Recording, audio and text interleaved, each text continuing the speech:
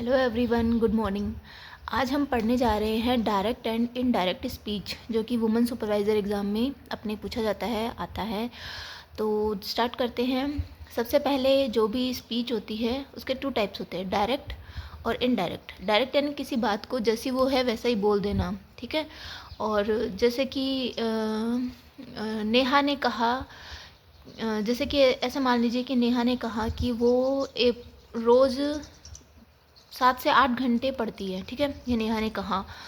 अब इसको इनडायरेक्टली बनाना है तो इसको थोड़ा सा किसी और वे में बताना। जैसे कि अब नेहा ने ये बात रिया को कही, तो रिया जाके सीमा को बोलेगी कि नेहा ने ये बोला था।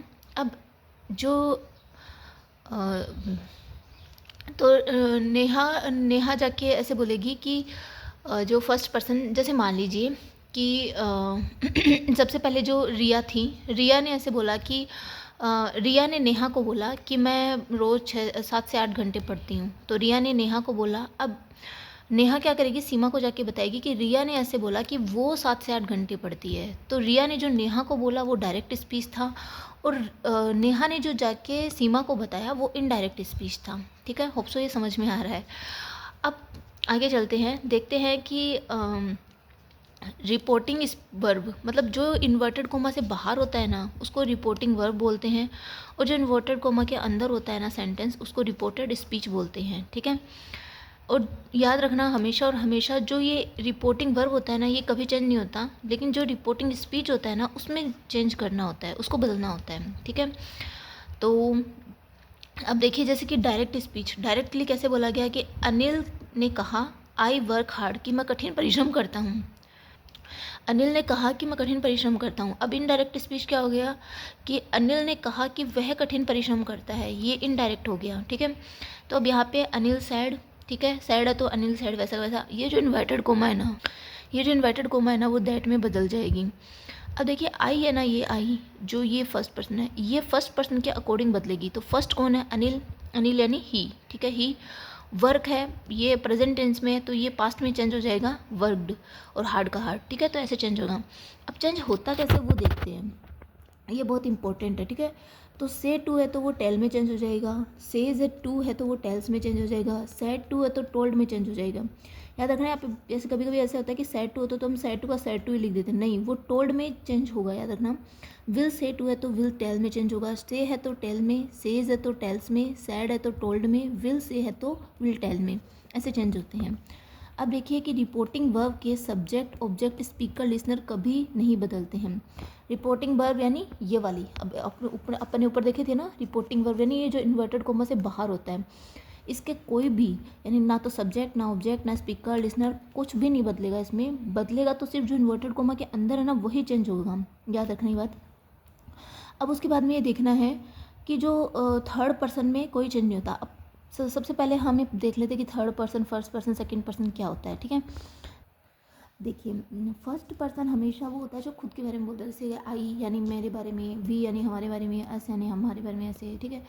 और सेकंड पर्सन वो होता है जिससे बात करी जा रही होती है, और थर्ड पर्सन होता है जिसके बारे में बात करी जा रही है। तो थर्ड पर्सन में अभी के लिए बस इतना याद रखो कि थर्ड पर्सन में ही, शी, इट या किसी का नेम आता है, बस इतना याद रखना है अपने को, ठीक है।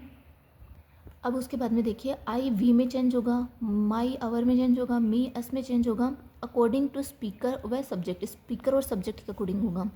सेकंड पर्सन मतलब देखिए, जो भी रिपोर्ट इन्वर्टेड कोमा के अंदर जो भी रिपोर्टेड स्पीच है, उसके सब्जेक्ट और ऑब्जेक्ट, जो रिपोर्टिंग वर्ब है यानी इन्वर्टेड कोमा के बाहर है, उनके सब्जेक्ट और ऑब्जेक्ट के अकॉर्डिंग चेंज होगा, ठीक है।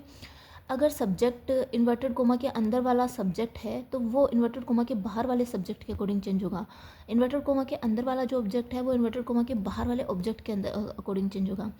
जैसे सेकंड पर्सन लिसनर के अकॉर्डिंग चेंज होगा, यानी कि इन्वर्टेड कोमा के अंदर जो सेकंड पर्सन है वो बाहर वाले रिपोर्टिंग स्पीच वर्ब के लिसनर के अकॉर्डिंग चेंज होगा, सेकंड पर्सन के अकॉर्डिंग चेंज होगा।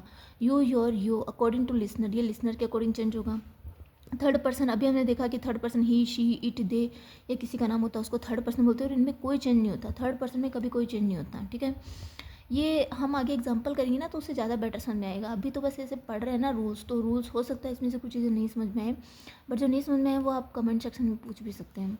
उसके बाद में रिपोर्टिंग स्पीच, रिपोर्टेड स्पीच के टेंस में चेंज, रिपोर्टेड स्पीच का टेंस तभी बदलेगा जब रिपोर्टिंग वर्ब पास्ट में होगा, ठीक है।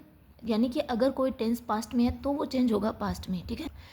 लेकिन अगर रिपोर्टिंग वर्ब कौन सी थी, अब आप बता सकते हैं कि इन्वर्टेड कॉमा से बाहर जो था ना वो रिपोर्टिंग वर्ब है, ठीक है। प्रेजेंट या फ्यूचर में हो तो रिपोर्टिंग स्पीच का टेंस नहीं बदलेगा। अगर प्रेजेंट और फ्यूचर में हो तो रिपोर्टेड स्पीच में कोई चेंज नहीं होगा, लेकिन अगर पास्ट है तो पास्ट का पास्ट में चेंज करेंगे। लेकिन अब ये चेंज करेंगे कैसे, थोड़ा इसलिए इसको इजी बनाने के लिए हमने कुछ ऐसे टेबल में लिख लिया ताकि कोई टेंशन ना हो, बस जैसे ही आपको डू या डस दिखे तुरंत जाके डिड में बदल दूँ, ठीक है।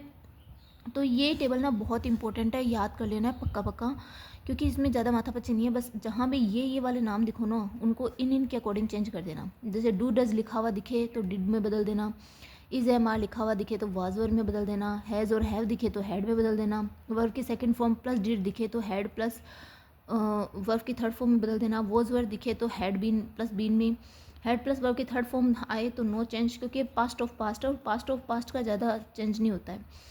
हैड प्लस बीन दिखे तो नो चेंज, कोई चेंज नहीं होगा। विल और शैल दिखे तो वुड में बदल देना, शैल दिखे तो शुड में बदल देना। ऑलरेडी पास्ट हो तो पास्ट ऑफ पास्ट में हो जाएगा, लेकिन अगर पास्ट ऑफ पास्ट भी हो तो फिर कोई चेंज नहीं होगा। कैन आए तो कुड में बदल देना, मे आए तो माइट में बदल देना, मस्ट आए तो हैड टू में बदल देना, would could should might use to ought to need dare, इनमें कोई चेंज नहीं होगा, ठीक है। ये याद करने वाली चीज़ें हैं, अगर हमें जितना याद होगा ना हम वहाँ पे उतना ही क्विकली सेंटेंस को चेंज बना के लिख सकते हैं। लेकिन अगर ये सब चीज़ें याद नहीं होगी तो हमें बहुत दिक्कत आएगी। चेंजेस इन वर्ब में कैसे चेंज करते हैं, तो नाउ का देयर